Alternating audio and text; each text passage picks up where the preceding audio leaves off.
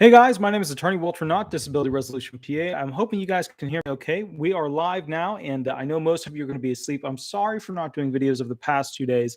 I actually had food poisoning. What happened was I went to an Italian restaurant that was famous for our family way back in the day, like 15, 20 years ago. New people took it over. It got worse. It got worse. It got worse. As I was going to the bathroom, I noticed that they had like an entire thing of noodles in this tray sitting on top of a garbage can. And when I was coming back from the garbage, I thought, I'm eating pizza. Noodles are not on the pizza. There's no noodle pizza that I know of. Ergo, sauce, pepperoni, cheese, a little bit of dough. We should be okay. Anyways, growing up on a farm, you tend to think you're invincible. You get food poisoning, and that's why I was not doing videos for the past 2 days. Let's get right to the topic. All right, I came across this article, and I want to make this very clear. There are things not covered in this article that are very relevant to the legal implications of why the disabled, why the poor, why the retired are not in the reconciliation bill currently. Here's the article. Who's missing from the Build Back Better reconciliation bill? The elderly and disabled poor. Elizabeth Bauer, senior contributor. Let's see. This is under the retirement column. This is specifically from Forbes. And you guys know I like Forbes.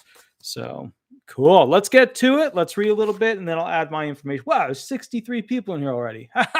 Whoa. Hi. Lori D. Howdy. John R. Howdy. Joseph Newcomb. Howdy. I thought I was like, okay.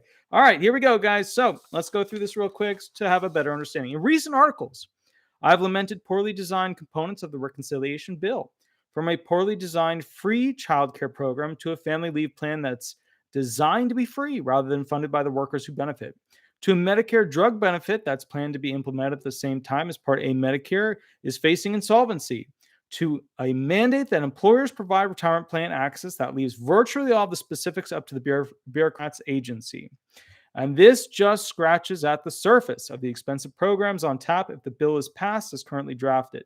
So obviously, this person is not a big fan of the reconciliation bill. I don't know a single attorney that is a big fan of it. It's total garbage and trash mixed together, held together by soft taco foldings, and basically just stepped on by whoever was passing by. But there's one piece of legislation that advocates have been calling for years, which didn't make the cut. An increase in the benefits for the poorest of the poor, elderly, and disabled who receive Supplemental Security Income or SSI. Okay. Now, specifically, I want to keep in mind there are aspects of SSDI and retirement benefits which cannot be legally included into this because they can't shove it through as a reconciliation bill, which is what the Democrats are trying to do. And the Republicans aren't supporting it because if the Democrats get it through, then the Republicans look like they're not supporting the people or that they're sleeping on the fence. So here we go. Let's go to the next part. Here's a quick refresher on what SSI is. Not that many of you guys need it, but let's do it. Benefits are provided to the elderly, those 65 and over. So if you're old, you can potentially go on SSI, as well as to disabled individuals with no or very low incomes as a means of topping up Social Security old age or disabled benefits. For those with low earning histories or replacing them. For individuals who have never had enough work history to qualify in the first place, such as people with lifelong disabilities. Okay, so what they're saying there is from literally day zero, or I guess it was day one, right? Day one. Well, technically you could have a day zero. You could be born and then basically not make it to the first day, and file there and then still get them before your first day. But the bottom line is, let's say from day one all the way until you're essentially whatever you die at, you could potentially file and get Social Security disability benefits. However, I will say this, when you're one of those parents who's filing your child when they are 3 years old, or sorry, when they are 3 months old for depression, at some point, you know what I mean? We gotta look at this and see what's going on here. So it might be the parent that has an issue with that one. I remember being in a federal courtroom when specifically the attorney on behalf of the commissioner of the SSA brought that up. So they are aware of it, if you're wondering. All right, guys, let's keep rolling through this. Here's a quick, all right, so we already went through that, yada, yada. For those with no wages, SSI tops up Social Security to a benefit of $794 per month for an individual of $1,191 per couple. And that's that whole horrible, terrible marriage penalty rule. About half of the elderly SSI recipients and about a quarter of the disabled adult recipients also qualify for Social Security benefits. That's not much. It works out to about 75% of the federal poverty rate for a single person, or maybe about 90% adding in food stamps and heating assistance. For a couple, That benefit works out to a bit under 100% of the two-person poverty rate with the extra assistance. And of course, recipients also qualify for Medicaid, though this doesn't translate into additional income so much as a harder to qualify alleviation of common expenses. Some states also provide a supplemental benefit, but there is no easy summary of these amounts. So that's not entirely true. Maybe I should go ahead and put it together for you guys. Some of you guys don't know, and I'm just going to throw this in there. When it comes to SSI, different states have supplementals to assist you with essentially getting more, and they're called state supplementals. So if you go to California, you get a big boost on top of the benefits you receive, which is awesome. But then when you realize California is just piddle poor run and it's so expensive to live there, that state benefit on top of the federal SSI benefit is totally worthless because you still cannot really live there. It's like when they're celebrating this whole 5.9% increase when the cola when the consumer price index is saying hyperinflation is coming, food over the next 2 months is going to increase 10%. It's like that. The state supplemental is needed, but it's also for many of those states that are poorly run, unfortunately, not even close to being enough.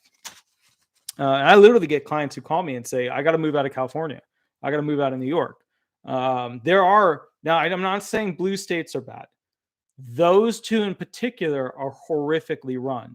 There's a lot of blue states that are amazing. The healthcare, incredible. The living, where you live, the quality of the life, everything, incredible. But California and New York, you don't want to move there to go ahead and live and try and receive benefit. It's just there's not enough money, even though there's already not enough money. So, all right, let's keep rolling. The benefits are provided in full for recipients with no wage income at all. In the first 65 months. All right, so you guys already know this. Let's get to the important stuff. Okay. And what's more, these limits to the asset limit and the 65 income exclusion have not been updated since 1989 and 1972, respectively. All right, so we all know SSI passed by Nixon. We all know Nixon's intent was to go ahead and raise the poor that had no money and were disabled up to at least a baseline. And the whole idea of that SSI Restoration Act, restoration, think of it as like taking an old car and then bringing it up to modern times. We're going to throw in a nice engine or maybe a nice battery and a motor. Remember, engine is like a gas and then motor is like electric. So the point is, we're trying to get it to where it should be for the modern day. And that's because every aspect of the SSI Restoration Act is put together with the idea of increasing the benefits, decreasing the penalties, and things like that. But there's still flaws with it. Here's the major flaw. They keep creating this act without the necessary provisions for every aspect of supplemental security income to increase every year with the COLA, the cost of living adjustment. So the problem is, even though they increase something, they haven't covered every type of metric in SSI to increase per year with the COLA. And that's the major problem. So if you guys are wondering, as an attorney, as I look at it and go, hey, what's the issue with this? It's that you have to allow every metric in the program to increase with the COLA as the COLA increases. Even though we all know the COLA is a joke, even though we all know the consumer price index is probably going to be more accurate going forward with hyperinflation. So there you go. All right. And that's the context for efforts to improve the SSI program through the Supplemental Security Income Restoration Act, a bill which had its first iteration in 2013 with a long list of supporters, still has a huge list of supporters, including some Republicans, but had never managed to secure passage and has now taken the form of the Supplemental Security Income Restoration Act of 2021. Unlike many of the provisions of the Build Back Better reconciliation bill, we have a true cost estimate for this bill because although supporters had been hoping to see it included in the larger bill's provisions, it is for the moment a standalone bill. All right, what that means is the writer here is saying this bill should be included in the massive, ridiculously large reconciliation bill, right? Because it's not through the traditional tax system set up through Social Security benefits, through the SSA program, which means that, those can't be touched by this reconciliation bill. But SSI benefits, general taxation option, is allowable in this instance. So what this lady's saying is, what the heck, Biden? President Biden, you promised. And you may recall, I did a big video where I was complaining, I was bitching that essentially they hadn't done enough for disabled people. was complaining, as I often do, that this act, which has support from it's a lot of people, it's not just like 10 people, it's like 30 people here, 40 people there, 50 people there, a lot of people with signatures that matter are ready to sign it.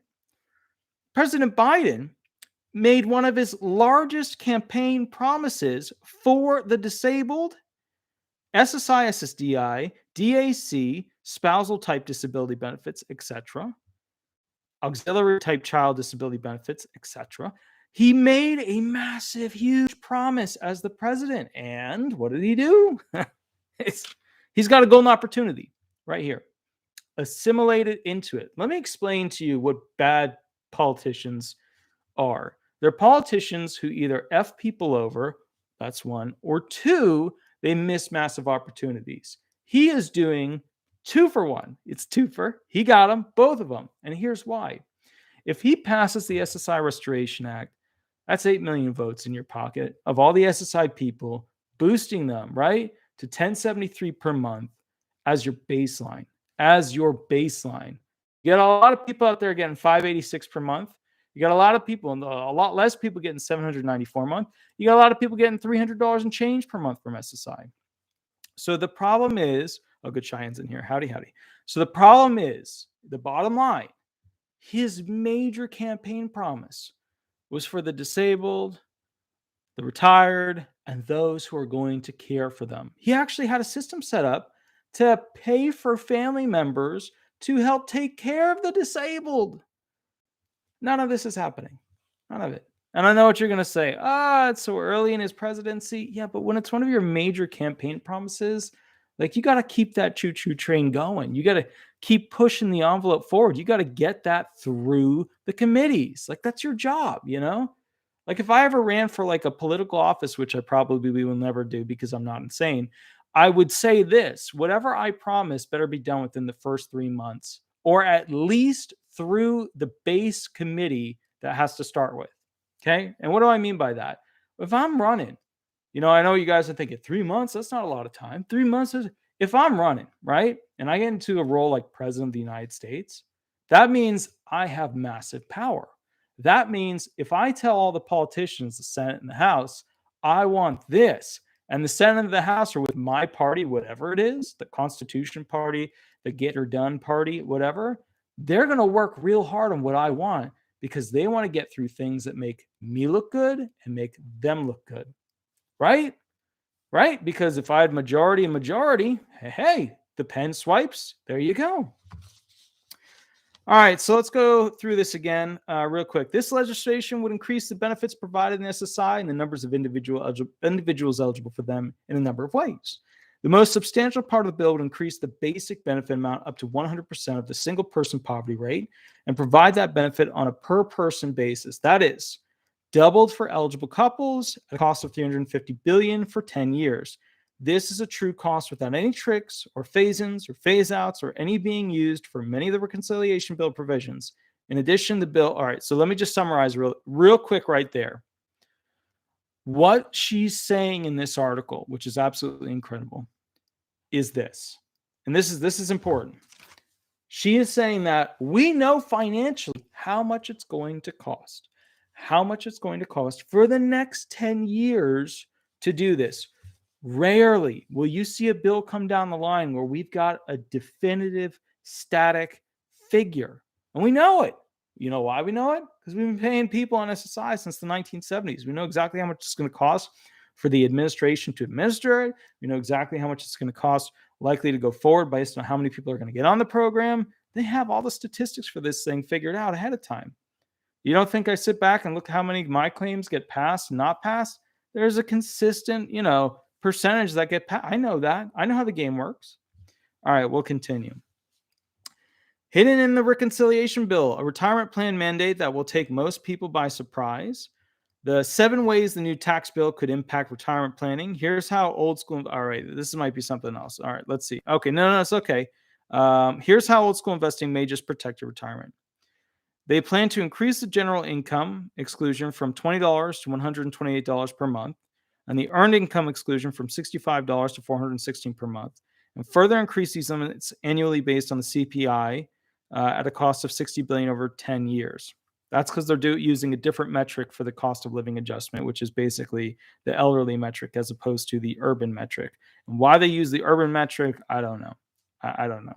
But, increase the asset. All right. So that first thing is they're going to allow you to earn more. Now, here's a secret to this. This is important.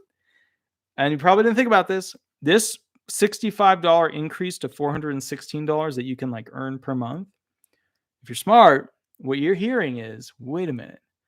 If I take $416, and remember, I had a horrible stomach flu thing and blah, blah, blah. So we're going to use the calculator instead of our brain.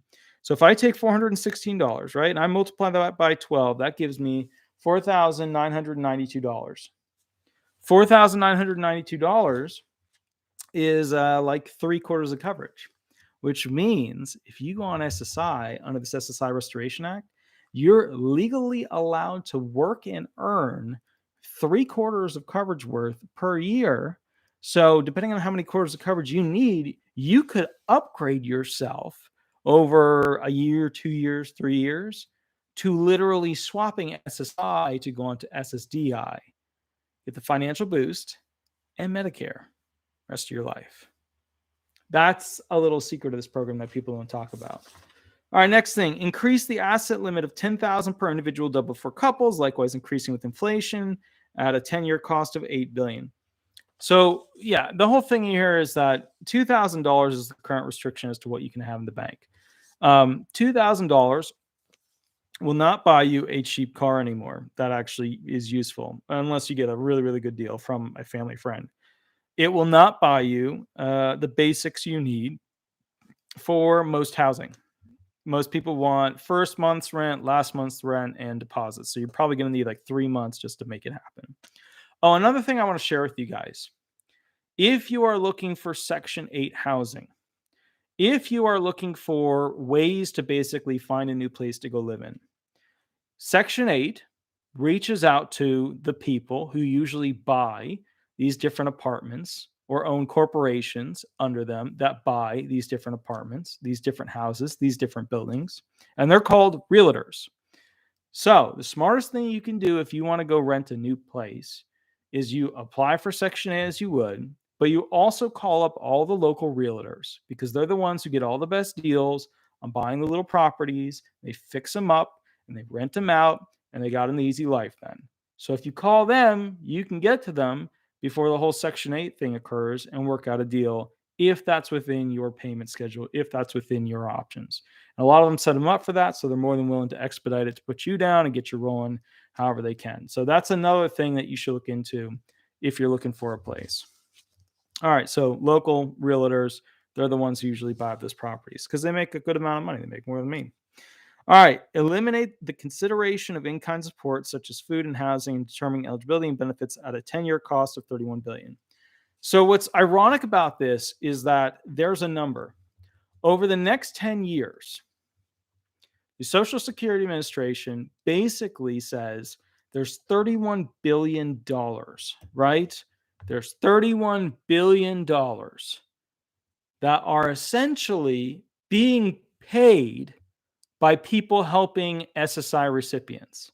Because if you get rid of the in-kind support and maintenance rule, right, then what you're left with is having to pay all these SSI beneficiaries at the 1073, right? So, but the bottom line is in-kind support and maintenance is where they reduce your benefits by essentially 1/3 or even more if somebody's helping you, which is ludicrous. If somebody's on SSI, somebody has to help you, right? I have claimants who are on SSI who choose to live in the woods just to be able to save up. Just to be able to save up.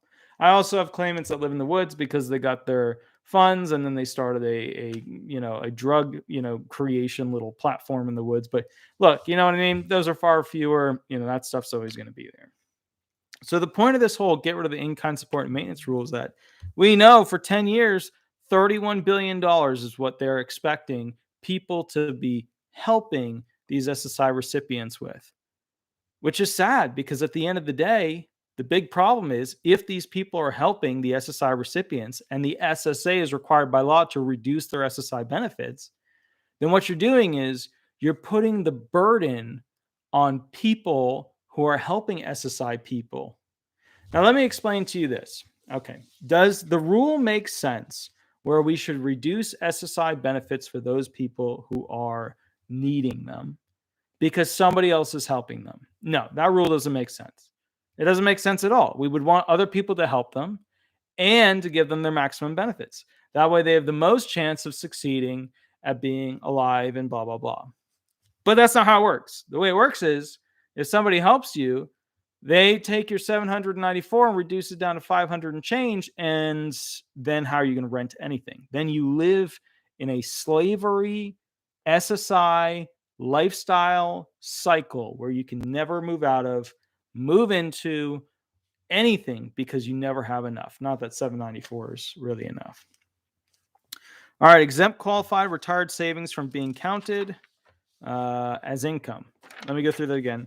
Exempt qualified retirement savings from being counted as income for purposes of eligibility with a negligible effect over the next 10 years, though with no comments on future effects as more people with IRAs and 401ks reach retirement age. So what they're saying here is that, guys, if you have retirement accounts set up, you should be able to access them without your SSI benefits restricting how much you can get.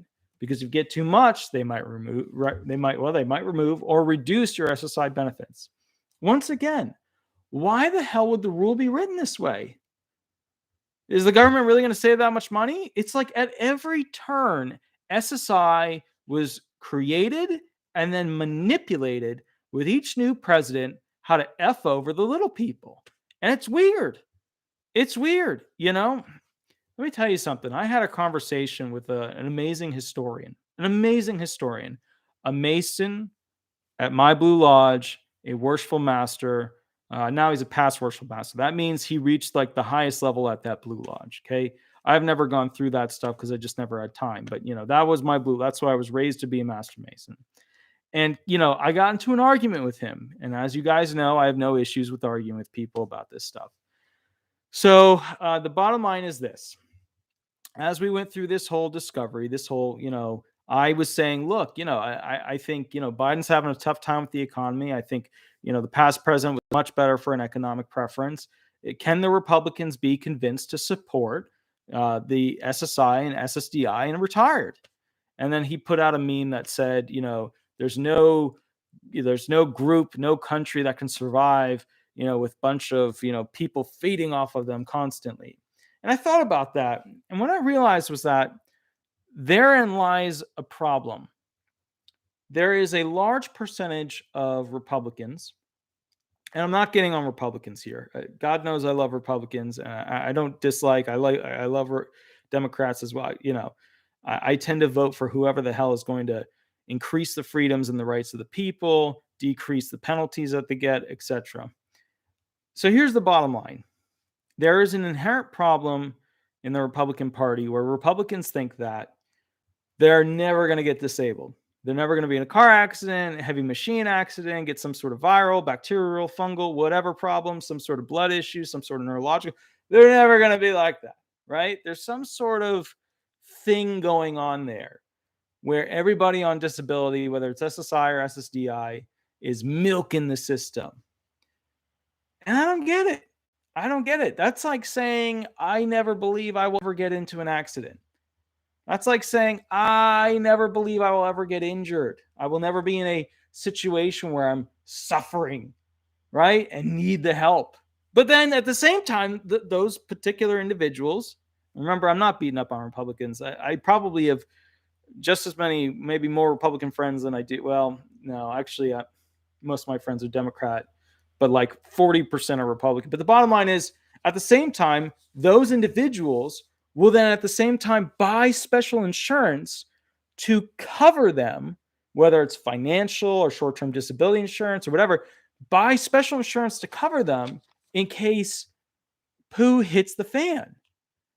Which to me is weird, because if you're not willing to support SSI and SSDI people, then why are you buying this extra, you know what I mean? And that extra stuff is chump change compared to the long term that they all force you to go on to anyways, which are SSI and SSDI. So I don't get it. And like, and this is what I was up last night because I couldn't sleep because I was still sick, and this is what I just didn't get. I asked a Republican buddy. I said, "Look, is there any way to convince the prior president or whatever specifically that SSI people are not milking the system, that SSDI people deserve a higher amount?" And we had a little conversation recently. I'm not going to say exactly when. And the problem was, well, it was basically today, but the bottom line was this. And I was going to get food at McDonald's. And I was like, what happens now? What happens? How do we, the Democrats are only going to try and promise more stuff, and they're just not getting it done when it comes to this. The Republicans are going to sit there with their heels into the ground because anything the Democrats pass through, it makes the Republicans look bad. The Republicans are going to make a ton of promises at the midterms because we are basically like the one child of the divorcing parents. They're going to want to give us as many presents as they can, right? So the bottom line is this, like, how do we convince these Republicans, even if you're a Democrat, to want to support SSI and SSDI people? And there's a lot of Republicans that already do. I don't want to throw those guys under the bus. There's a ton of Republicans who already support SSI and SSDI. And for those people, thumbs up. Thank you. Thank you. Thank you. Thank you.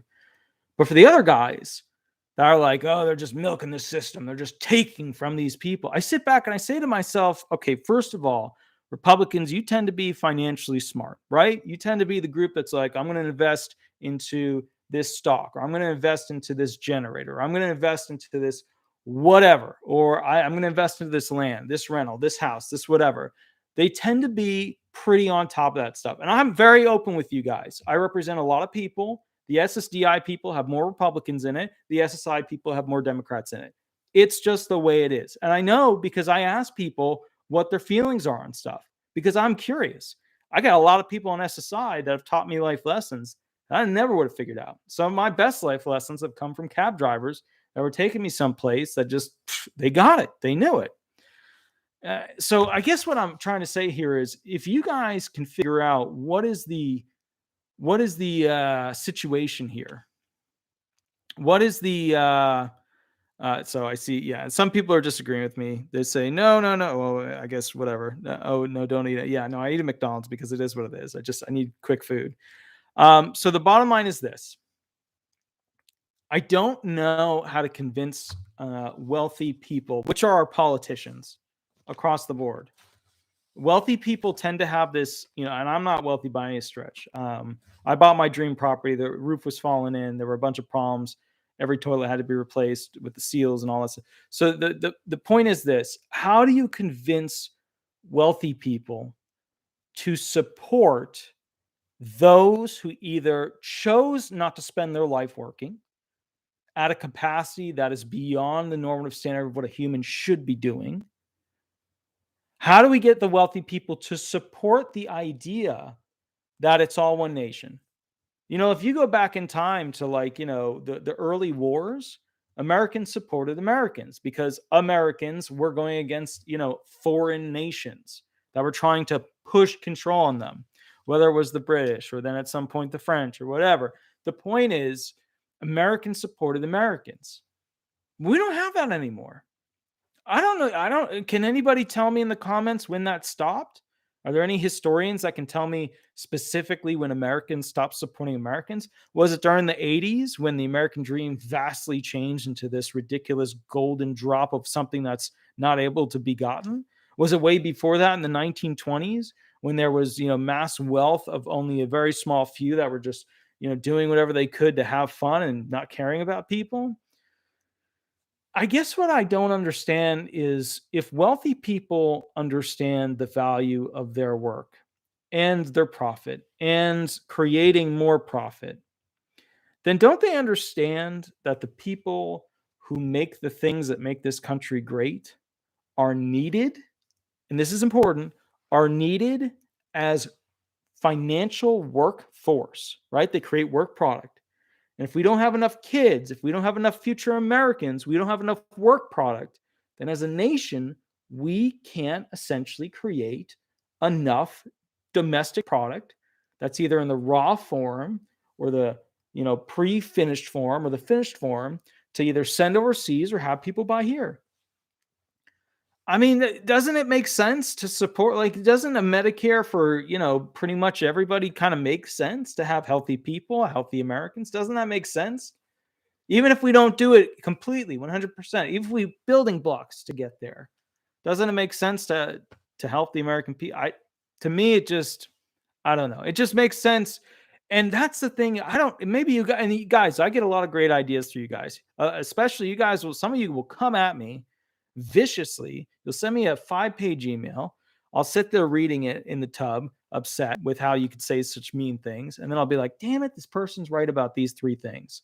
And I'll go through that in my head and be like, how dare they? And then I go, well, all right. But think about that. How do we get the wealthy? They never have to work a day in their life. All of their money is investments, right? How do we get the wealthy? And I mean, they could be still working, they could be whatever. How do we get the wealthy to care about those who are on SSDI benefits and SSI benefits?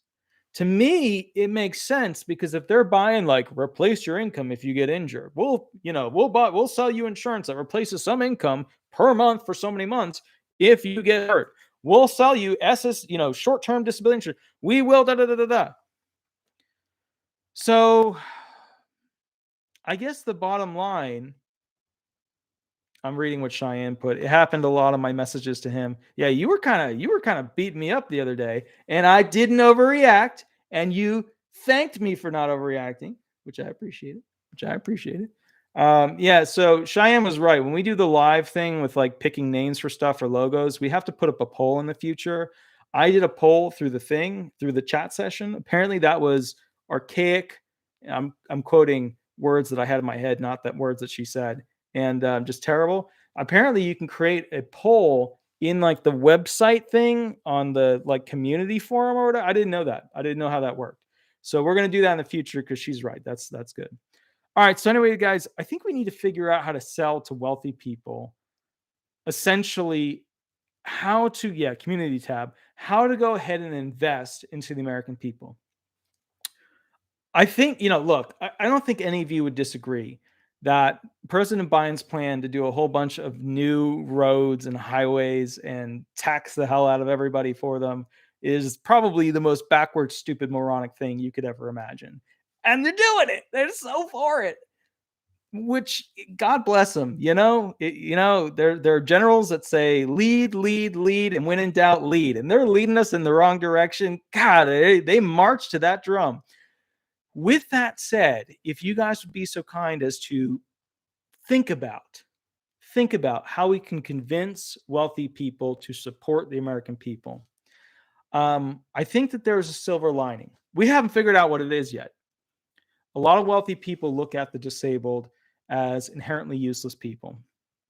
And we have to find a way to convince them that basically the investment in the American people is the best way to go. Whether that's and it should be multiple things. Maybe the disabled have special work incentives where they can do, like they're trying to do with the SSI Restoration Act. You can earn more and it not hurt you, take away from your benefits. Or maybe they have, special things where they get, I don't know. I don't know. I don't know how to convince the super wealthy that that's the way to do it. So if we can figure out how to answer that one, I think we're going to get a hell of a lot farther along with the problems that we're facing in a positive way going forward.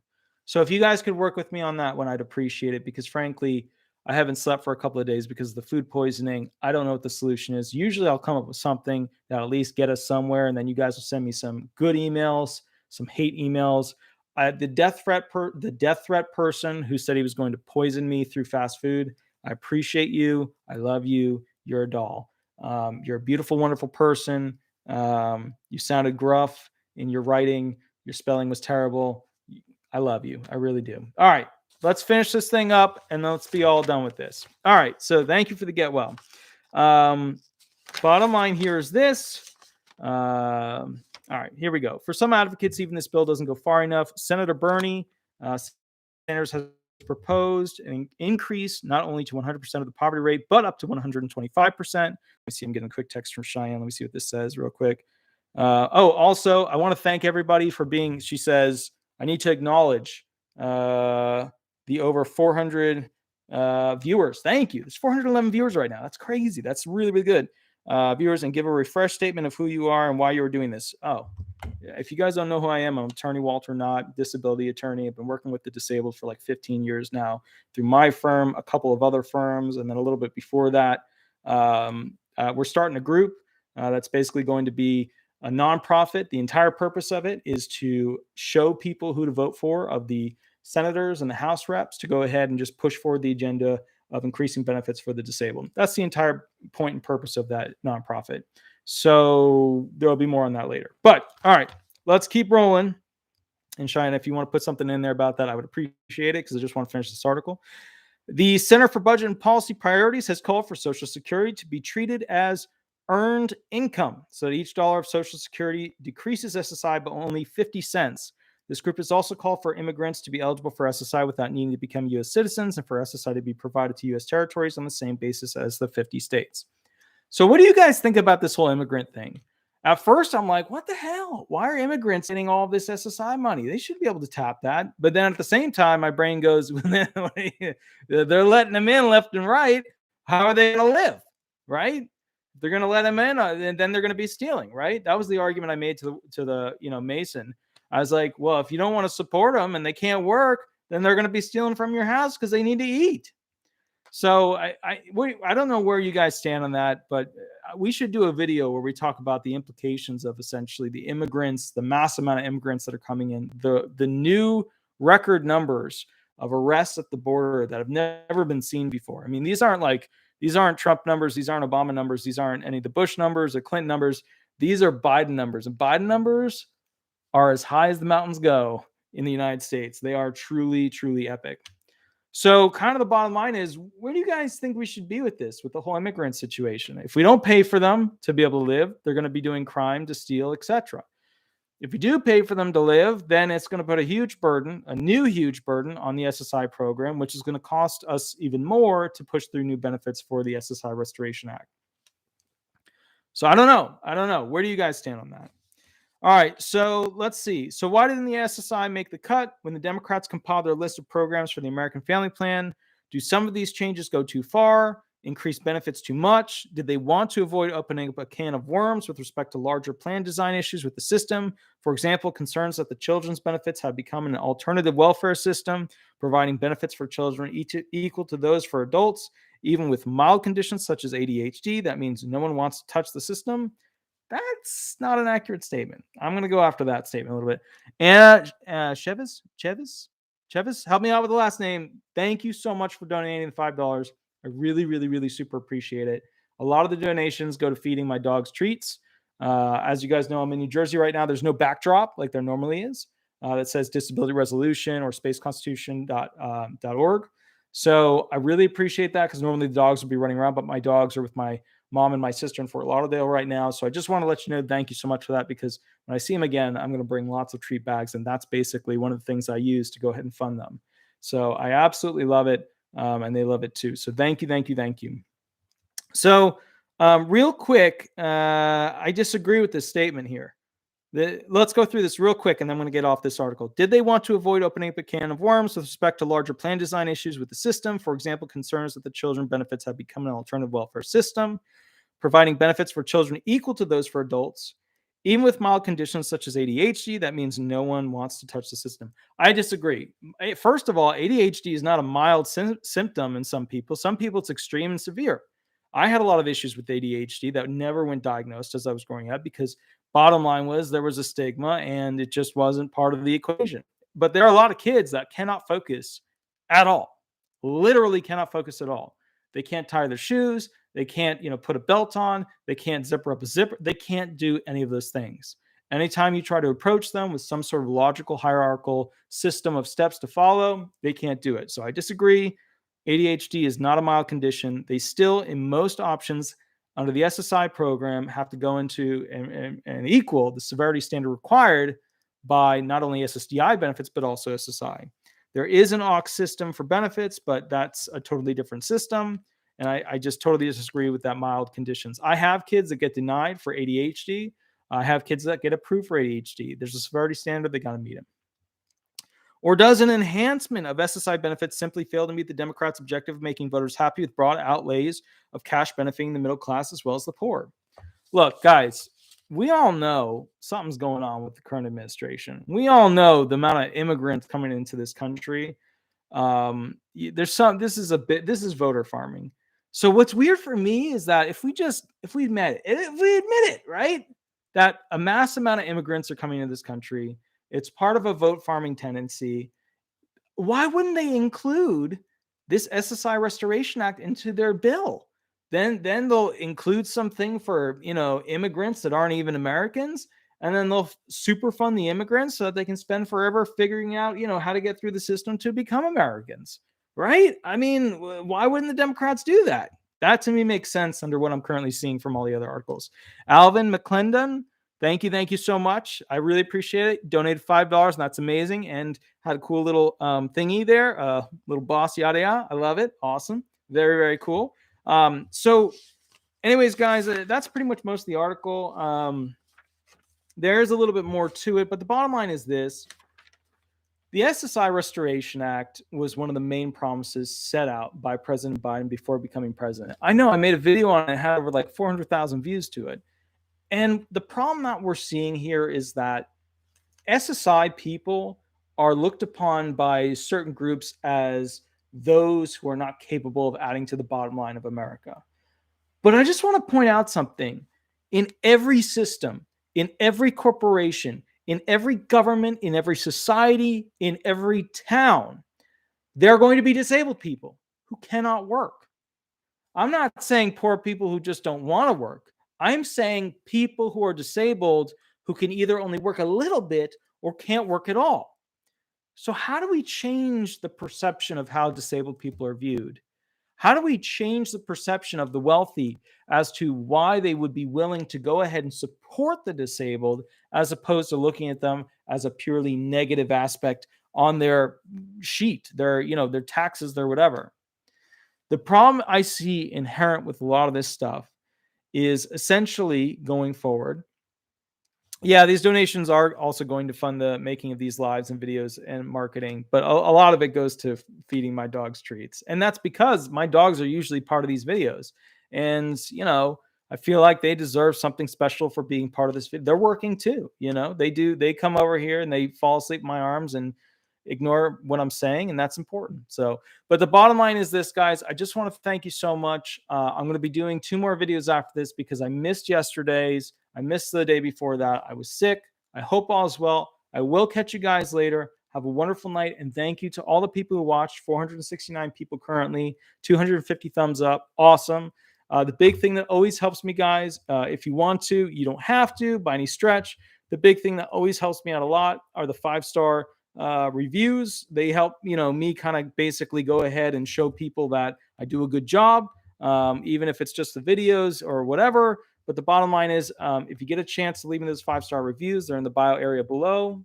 Go ahead and do it. Guys, I will catch you later. Have a wonderful day. Let's figure out how to get SSI people, SSDI people, and retired people a benefit increase.